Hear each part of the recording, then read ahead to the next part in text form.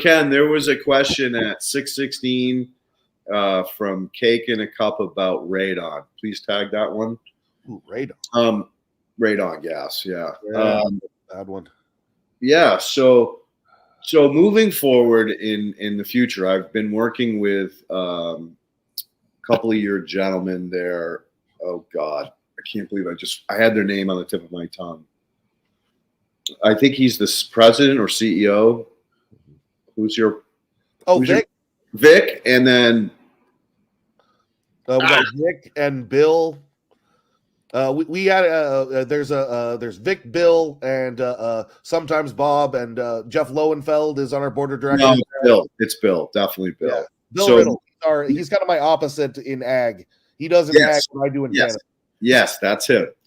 So we recently ran a trial on Cal-mino as a way to clean off cation exchange sites. Mm-hmm. And I have not shared the data with him yet. I got super busy on a couple of projects over the last month, and are starting to wind down a little, so I can catch up on some of the research that I've been doing parallel.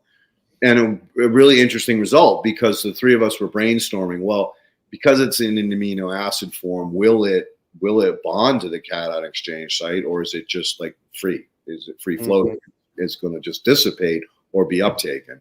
So interestingly enough, it did ding the friggin' cation exchange sites, which is great. But I think in the future, I would, in a situation where I have a really upset or off balance, and I need more calcium, that I'm probably going to do something like maybe 1 part gypsum, 2 or 3 parts quicklime, fuck up the pH, and then buffer the pH with biology, because that was another trick. But I would also use some of the Cal-mino, because I think that as a amino acid resource, that it would provide a necessary intern step between the mineral, or I want to call the chemistry form, and the biological interaction with the plant, so that the plant gets buffered quickly with the calcium until the soil gets in tune.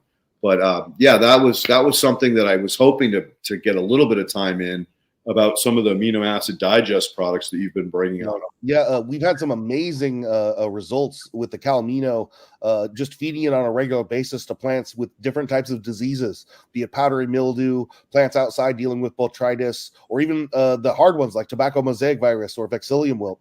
And we're not able to eliminate these diseases, but we're able to mitigate a huge amount of the symptoms to where they're still able to get a crop off and have a usable, sellable product that's still worth selling. Yeah. And how are those being digested? Is that IP or? From what I understand, it's there's 2 different ways you can do amino acids. Just like humates, you can do it with chemicals and a chemical extraction, or in a microbial a slow process, with enzymatically digesting. And from what I understand, it's an enzymatically digested system that they use to make our aminos. But because it's that way and not chemically extracted, it doesn't make as stable of a liquid. That makes making the liquid a much more difficult process, which is why we have them mostly available in powders. But we are coming out with some liquids here in the near future, now that we figured out a way to stabilize them without having to go way off the board with, again, hydroxides or other chemicals. Just, if we have to do something for shelf life, I just like to adjust the pH. Really, I don't want to have to go further than that. And if we do, we really like to take our time with a product like that. That was one of the issues we had when he brought out our silica.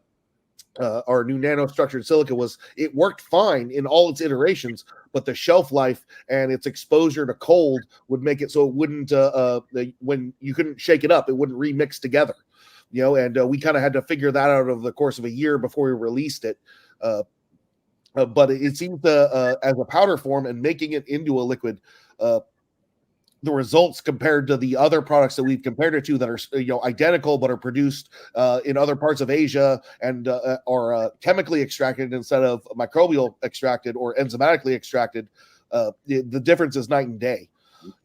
So many of those products, once you get into them and you start testing them, you're like, oh, this amino acids is an 1800, so this is really comparable to our 1400, or this other one that's a 1000. Not really, because when you look into their source of nitrogen, you find out that it's got calcium nitrate in it. So why are you, I don't get me wrong, I like using amino acids and I see the benefit of it, but that nitrogen is being built up by the nitrate that you added to the mix, not, the natural process, which is what you're trying to get out of using that product, Right. And frankly, a lot of these amino acid products over the years have been one of those dirty secrets in the cannabis industry where they take a couple of good quality amino acids from the ag world, mix it with some water, and now it's $80 a liter, or even worse, $80 a cup in a nice metal can, with a pretty label, and use 1 mil per gallon. Dude, you can make that with a pound of the powder, and then you got your own concentrate at your own house. You just got to raise the pH to 8 after you mix it up real good for a half an hour. It's not hard to do, and one of the things I want to do here later this spring or summer when I get a free minute, if I get a free minute, is I want to do some videos on how to convert BioAg products from powder into liquid. We're actually coming out with a lot. All the powders that we have now are humate bases. We're coming out with liquid alternatives for mostly for commercial farms. They're not going to be available in quarts or gallons. They'll only be available in 2.5 gallons and giant 275s. But we will have them available. So TM7, Cyto Plus. We've already got full humics available. All of those are going to be available in a stabilized liquid that will pass heavy metal tests and are easier to use in large doser systems and these larger commercial applications. Nice. As always, continuing to evolve as a responsible business should. So absolutely, it's with BioAg. We've got a million great ideas. It's just there's never enough time and there's never enough financing. That seems to be the issue. As soon as I get an extra $1 million, we're going to have a mycology lab, and then I'll have some real cool stuff to come and show you. There you go. Well, it'll happen. It'll happen for sure. I mean, you guys have made it this far and continue to deliver good, solid products to the industry. So I don't see any chance that you're not going to continue to evolve and get to that place where you finally have all the assets that you need. I mean, I remember where Bob came from, and look at him now, right? He's retired. Exactly. Business is booming. So. Yeah, and now he's happily retired, and every once in a while I get to drag him out to do something fun. Bob is actually dragging me to Hawaii in February. Good. We're going to go do the trade show out there and go talk to some macadamia nut farmers while we're there. Sweet, awesome, that's fantastic. My first time to Hawaii should be fun. Big